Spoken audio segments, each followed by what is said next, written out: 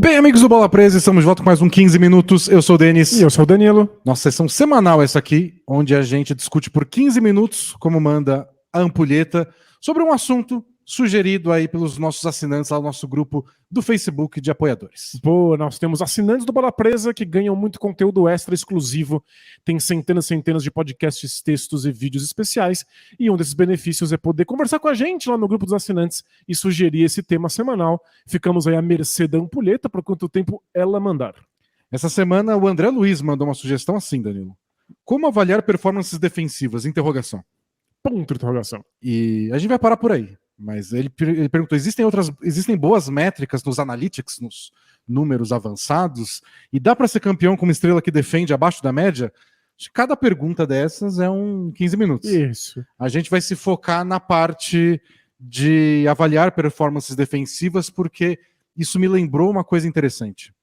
Tem um site chamado B-Ball Index, B-Ball de basquetebol, que eles tentam medir, usar os famosos números avançados para medir um monte de coisa, e uma delas é defesa. E o que eles usam para isso é um número que eles chamam de D, de defesa, de LeBron. LeBron é um acrônimo. Isso, que eles forçam a barra para ficar LeBron. Então é Luck, o L é de Luck Adjusted, não sei o quê, e aí fica engraçadinho. É uma sigla e é mais legal que chame LeBron do que qualquer outra coisa. A gente tem um podcast especial para assinantes, onde a gente fala de, não vou dizer todas, mas quase todas. As principais, né? Dessas métricas que tentam englobar tudo no número só, que a gente chama no podcast de o santo graal das estatísticas. Você achar um número único que diga quão melhor um jogador é do que o outro. Exato. Né? E essa LeBron é uma delas. A de LeBron é a mesma coisa, só que só para medir defesa. E aí esse site, que é o B-Ball Index, ele tem um ranking, então, dos melhores defensores da NBA de acordo com esse número. Mas mais importante do que isso, ele divide os defensores em categorias, em 7 categorias. Isso aí permite que a gente entenda quais são os papéis diferentes que os defensores executam quando estão em quadra. Com papéis diferentes, a gente deveria ter expectativas diferentes. Não dá para você julgar todos os jogadores em quadra como se eles estivessem desempenhando o mesmo papel quando defendem. E aí acho que é assim que a gente vai responder a pergunta do André de como avaliar performances defensivas. Eu acho que o primeiro passo é entender que existem muitas funções diferentes. Boa. Certo? Então, dito isso, agora com essa introdução que já comeu vários minutos não oficiais, a gente pode virar a ampulheta? Vamos, bora virar a ampulheta. Então agora valendo as areias do tempo caindo. Boa. E eu acho que a gente precisa começar falando um pouquinho desse número, um pouquinho dessa métrica que chama LeBron e que tenta medir os jogadores, e entender que a gente não tem acesso inteiramente a como esse número é construído. Porque são números que são pensados em sistemas, são números contextuais. Então você julga como é que um jogador se sai defendendo um adversário, por exemplo, numa comparação de como outros adversários da mesma função, do mesmo tamanho, com o mesmo poder numérico, se saem quando fazem aquilo. Então o número não tem um valor em si. Não é como se dar 2 tocos seja imediatamente melhor do que dar 1 toco. Você tem que comparar com a função que ele executa, quem é o adversário, como os outros jogadores se saem marcando aquele adversário. E o número não é totalmente revelado, como eles chegam nessa fórmula final, porque é o produto deles. Claro, eles vendem um algoritmo que consegue calcular esse monte de variabilidade, né? Para eu pegar esse ranking completo aqui que eu vou falar para vocês, eu paguei $5. Tem que pagar $5 por mês para ter acesso a tudo isso. O dinheiro do assinante do Bola Presa sendo bem investido. E você falou de comparação, tem várias comparações dentro, então comparação com outros jogadores da mesma posição ou da mesma função, quando eles fazem aquilo, qual é o matchup dele, que tem esses dados, até a NBA disponibiliza, quem tá marcando quem durante cada pedaço do tempo, mas tem a comparação também do resultado final, né, porque e se eu te falar que o Nick Claxton tem um de LeBron de 3,36? O que isso significa, né? Nada, né? Mas você vai descobrir que é o segundo maior número da temporada, atrás só do Jaren Jackson Jr. É que nós assistimos tanto basquete que nós somos treinados a entender qual é o impacto de 5 pontos, qual é o impacto de 30 pontos, qual é o impacto de 1 ou de 3 tocos.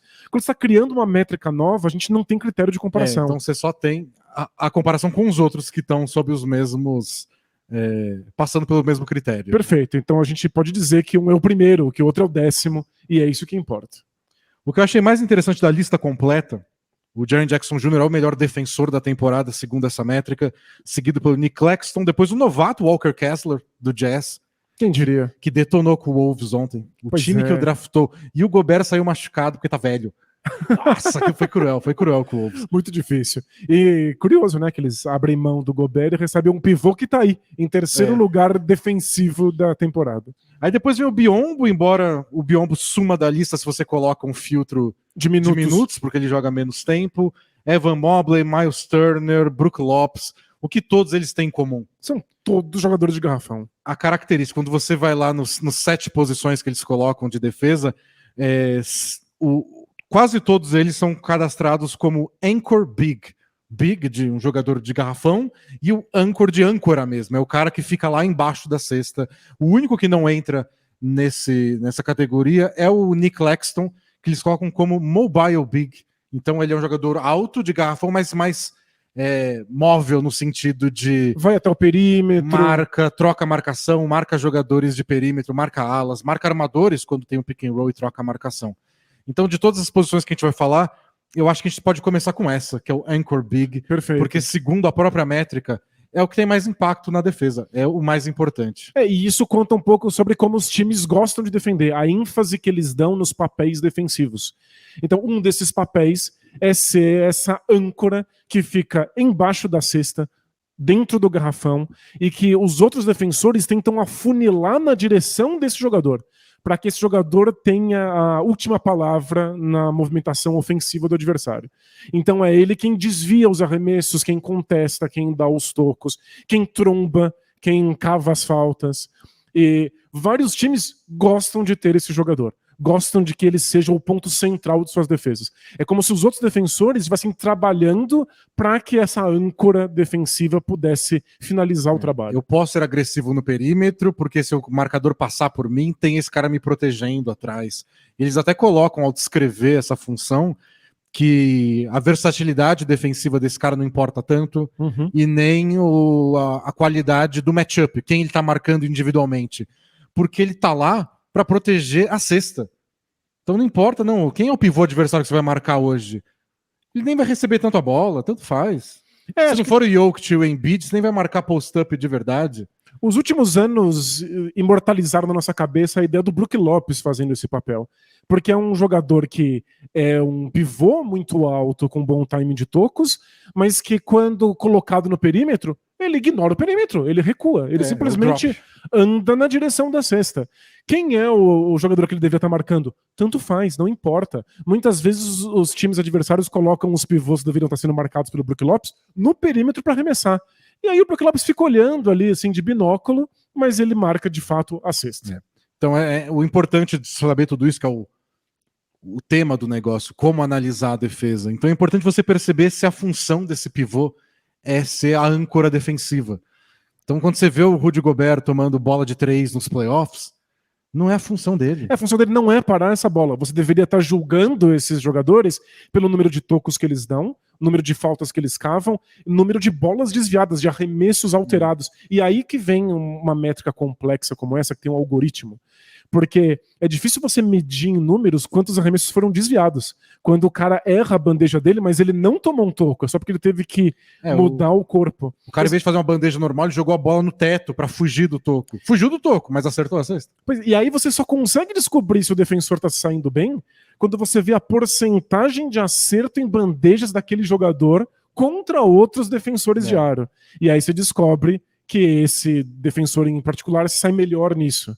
E aí ele vai subindo essa lista aí do LeBron. E aí, no caso do Gobert, você julga o time por não estar conseguindo dar conta de um esquema tático diferente. O caso do Gobert, não, a função dele é diferente. Isso, tem que pensar que a função é ser anchor, é ser o âncora parado embaixo da cesta.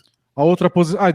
eu já falei, né? Eu acho que a maioria, mas o top 3 é Evan Mobley, Miles Turner, Brook Lopes. Aliás, o Jaren Jackson Jr., né, tá em primeiro, mas ele não passava no filtro de minutos ainda. Ele não jogou pouco, mas deve passar aí ao longo da temporada. Se você tira o filtro de minutos, o Jaren Jackson é o primeiro. E aí depois dele a gente tem Os bigs móveis, os ágeis. Os ágeis. Caras que são pivôs, mas saem para marcar.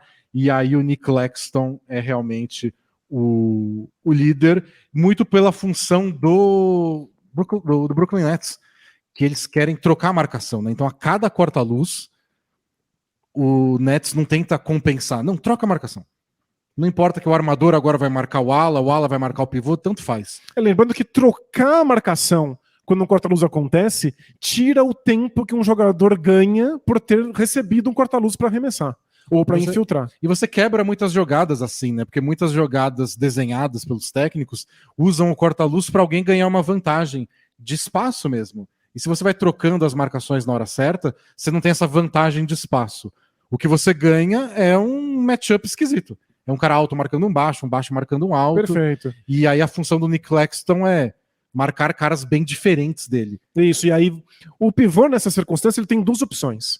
Ou ele troca a marcação de fato, e aí ele vai marcar alguém que é mais ágil, que é mais baixo, que conseguiria driblar melhor, e aí ele tá numa situação bem desconfortável.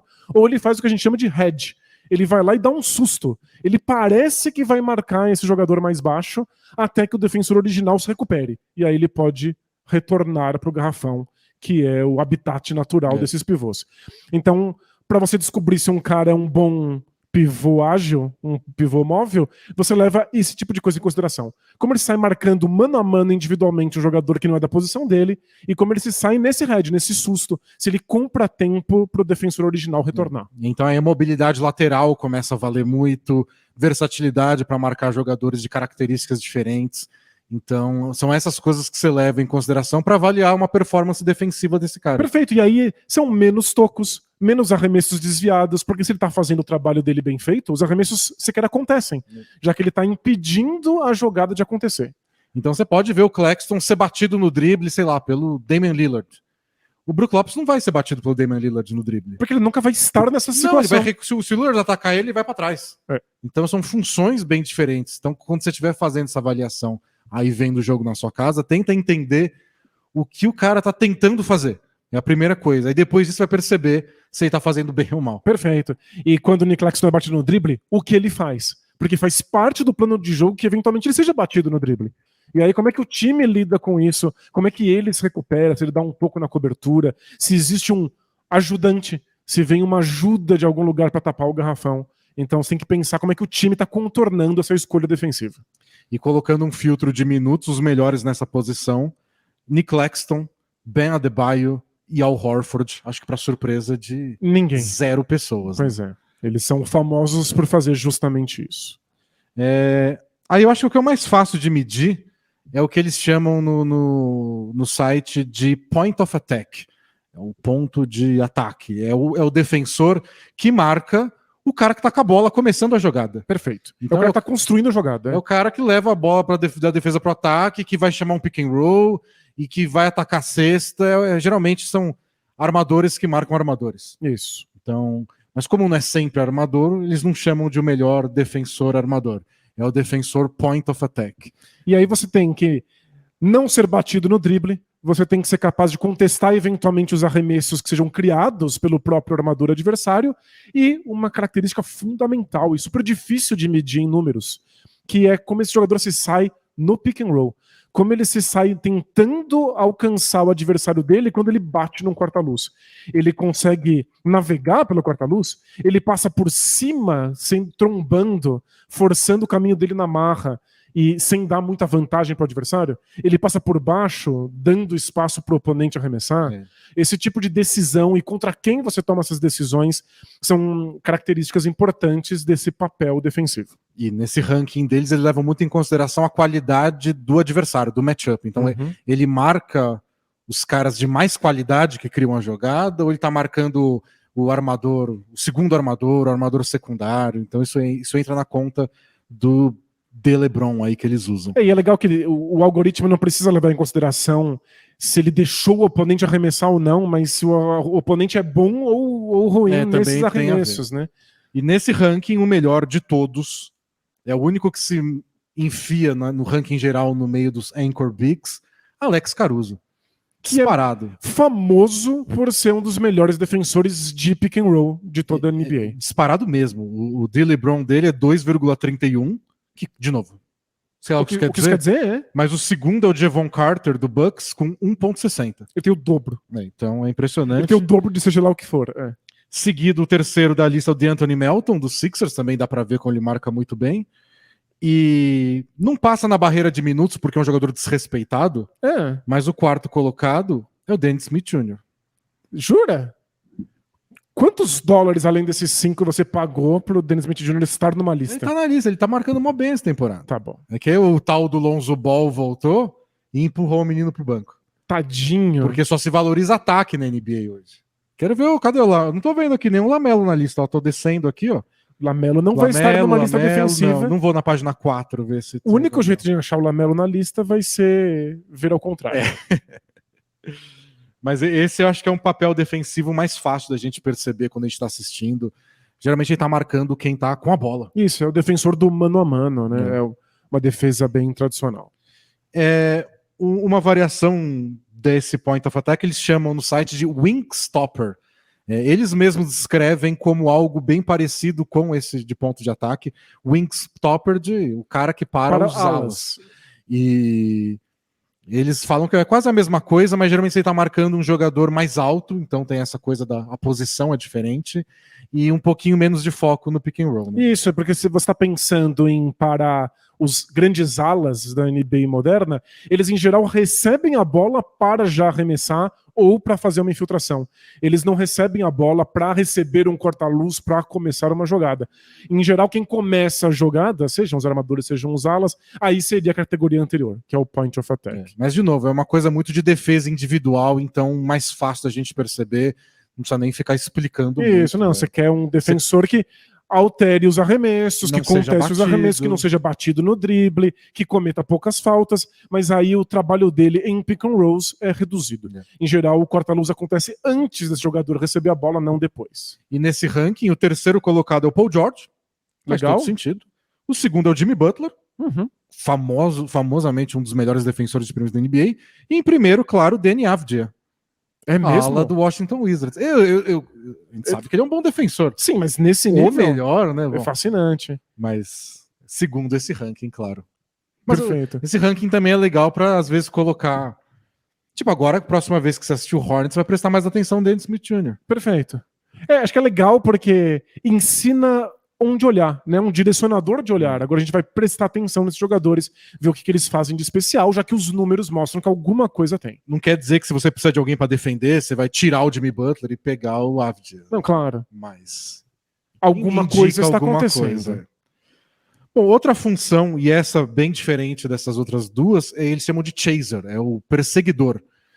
E aí é isso mesmo, é o cara que vai perseguindo um jogador que não tá com a bola, mas que se movimenta bastante sem a bola. E hoje em dia na NBA os arremessadores se movimentam muito sem a bola, recebendo múltiplos corta-luzes para eventualmente sair livres para arremessar. E essa é uma posição muito ingrata, não só porque o defensor corre muito atrás do adversário, mas porque com corta-luzes suficientes, todo arremessador na NBA eventualmente sai livre, ou razoavelmente livre, a não ser que exista uma troca de marcação. Então, o perseguidor ele não quer exatamente impedir o arremesso, porque isso não é muito viável. Ele quer atrapalhar a vida do oponente. Ele quer que o adversário tenha que correr por mais tempo, receber mais corta-luzes. Mas uma coisa engraçada é que tem poucos jogadores nessa categoria. A NBA atual, eu acho que eles têm muito mais o hábito de trocar a marcação. Acho que é o único jeito que você tem alguma chance de fazer o Curry não sair livre quando ele faz uma corrida de uma zona morta para outra. Quando o Klay Thompson corre de um lado para o outro, o Curry de um lado para o outro, se você for correr atrás dele mesmo e brigar com cada corta-luz que ele recebe, você vai chegar tarde. Talvez você consiga chegar a tempo no primeiro corta-luz. Mas e no segundo? E no terceiro? É inviável. Então se você é dos velhos tempos... Ai, acabou. Não acabou, não. Se você for dos velhos tempos e acompanha aqueles duelos de gente correndo atrás do Red Miller, do Richard Hamilton, os dois se marcando naquelas séries entre Pistons e Pacers. Isso era bem comum, né? Era os dois, era só eles, era eles correndo que nem uns loucos, era Tom e Jerry pra quem estava assistindo. Hoje a gente não vê tanto assim. Tanto que a maioria dos que estão nessa categoria não tem muitos minutos e não tem números positivos. Se a gente põe um filtro, Danilo, de jogadores que jogaram pelo menos 1.000 minutos na temporada, o líder é o Grayson Allen, em segundo o Tobias Harris, Olha só. e em terceiro o Tyler Hero. Tyler Hero. É porque ele tá sempre correndo. Ele não tem impacto. A gente nunca olha pra ele e fala que ele é um bom defensor. Mas ele tá sempre correndo atrás de alguém. Mas o número dele, o de LeBron dele, que o Caruso tem 3, não sei quanto, é 0.1. Acho que é o menor que dá pra ser. Mas não, tem vários, tem negativo. Tem negativo. Tem negativo. Bom, é o menor número positivo que dá pra ter. Mas os negativos são caras que jogam menos, tipo o Korkmaz, o Huerter, o Kevin Huerter tá aqui. Olha só. Mas com números acima de 1, só o Javonte Green do Bulls, mas ele joga poucos minutos também. Então nem existe muito essa categoria de defensor hoje em dia. Eu falei que era uma posição ingrata, é uma posição ingratíssima, a ponto de que os times, não geral, vale a pena. Simplesmente não apostam nessa abordagem. Eles arranjam outra forma de defender. Perfeito. Bom, faltam mais 2 características. Uma eles chamam de helper, então é o cara da ajuda. Uhum. É o jogador... A gente não chama em português de ajudante, mas a gente diz que ele é o cara da ajuda. É o cara da ajuda. Então é o cara que aparece pra... Ele tá longe de onde a jogada tá acontecendo e aparece quando precisa. Alguém foi batido, alguém foi fazer uma dobra de marcação e esse cara vem às vezes do outro lado da quadra para ocupar um espaço, tentar roubar uma bola. Ele cumpre múltiplas funções. Ele dobra ou triplica marcações. Ele corre para lateral da quadra para fazer os traps, aquelas armadilhas que tentam forçar um armador adversário a desperdiçar a bola. Ele sai da zona morta para colocar o corpo dele dentro do garrafão e tentar cavar faltas de ataque, ou ele simplesmente cobre um jogador que foi batido num corta-luz, o que é o mais comum. Todo time tem a sua lista de helpers, de ajudas selecionadas, caso alguém fique num pick and roll, por exemplo. E é um tipo de posição que você julga menos por quem o cara tá marcando.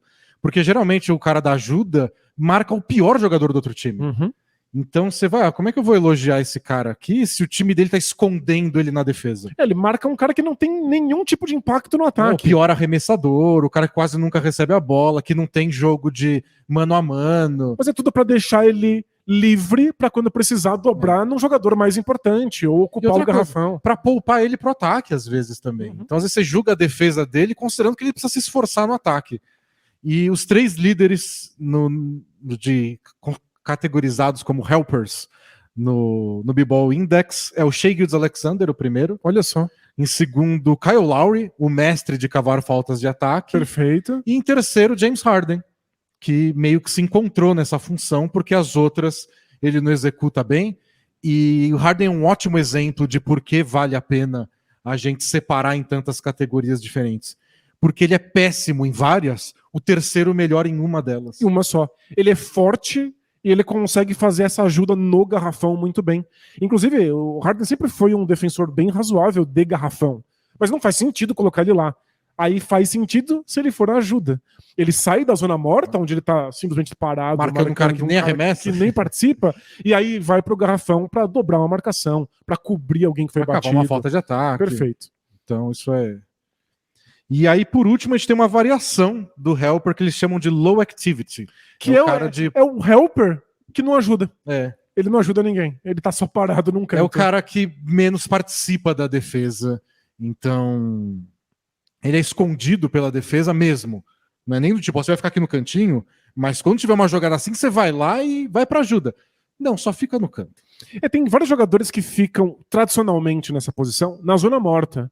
E aí os de ajuda marcam a zona morta e quando precisa, abrem mão dela para pisar no garrafão. Porque você precisa de uma leitura de quando sair para ir para ajuda, em que situações você faz isso, que situações você não faz. Esse tem um tiquinho a mais de complexidade. Isso, tem uma leitura de jogo necessária. O low activity, o defensor de baixa atividade, não precisa fazer essa leitura. Ele fica na zona morta e ele fica na zona morta. E aí os 3 líderes nessa categoria são Donovan Mitchell, o Ja Morant e o Tyrese Haliburton. São os jogadores que atacam muito, gastam muita energia ofensivamente. O time não pode se dar ao luxo dele ficar cometendo falta. Os 3 não são famosos pela defesa individual, assim. Então eles são mais poupados no canto. Mas esse é um ponto importante. Às vezes o cara que tá marcando a zona morta e precisa pisar no garrafão pra ajudar, muitas vezes chega atrasado. É muito alta a chance de fazer falta. Não é necessariamente que o cara que tá aí nessa posição de baixa atividade seja um defensor horroroso, mas é porque ele não pode cometer faltas de jeito nenhum. Ele é importante demais do outro lado da quadra. E são caras mais baixos também. Então, vários desses jogadores de ajuda que a gente falou agora, os principais da lista até que são baixos, né? O Shea, o Lowry e o Harden. Mas são jogadores fortes. O Antetokounmpo faz essa função. Uhum. O Brook Lopes é o anchor big deles. O Antetokounmpo é o cara da ajuda. Só que ele faz isso e dá um monte de tocos por jogo. Não vai lá cavar falta de ataque. Porque ele é gigantesco, é muito atlético. Ele vai anular ataques inteiros. Então tem essa. O cara do low activity, não. Ele só vai ficar na dele. Ele só existe. E aí, a gente critica porque não é um bom defensor. Mas às vezes é exatamente o que precisa para que o resto do time funcione. Então, bom, é isso. Essa é a lista completa de funções defensivas que o B-Ball Index criou e eu acho muito útil para nossa interpretação de defesa. Isso, esperar coisas diferentes, jogadores diferentes. Cada time tem um jogador que executa, às vezes, mais de uma função, dependente de qual quinteto está em quadra, e deve ser julgado de acordo. Perfeito. Vamos aprender a olhar para cada jogador com funções específicas, ao invés de julgar todo mundo pela mesma métrica. Exato. Embora fizeram uma métrica aí, se você quiser julgar por ela inteira. Aí tudo isso aí, vira um número só, né? Que a gente não consegue nem saber o que fazer se não comparar uns com os outros. Mas é isso. É isso, gente. A gente volta aqui quinta-feira para gravar o podcast ao vivo e agora estão rolando cortes aqui no canal. A gente achou nosso editor aí e entrou ontem o pedaço do pré-podcast que a gente comenta. Por que o Danilo não entrou no último BBB? Não entrei por enquanto. Por enquanto. Vocês não sabem se eu não vou entrar numa casa de vidro a qualquer momento. É isso. A gente se vê ao vivo quinta-feira ou sexta no Spotify, no seguidor de podcast favorito. Tchau. Tchau, tchau!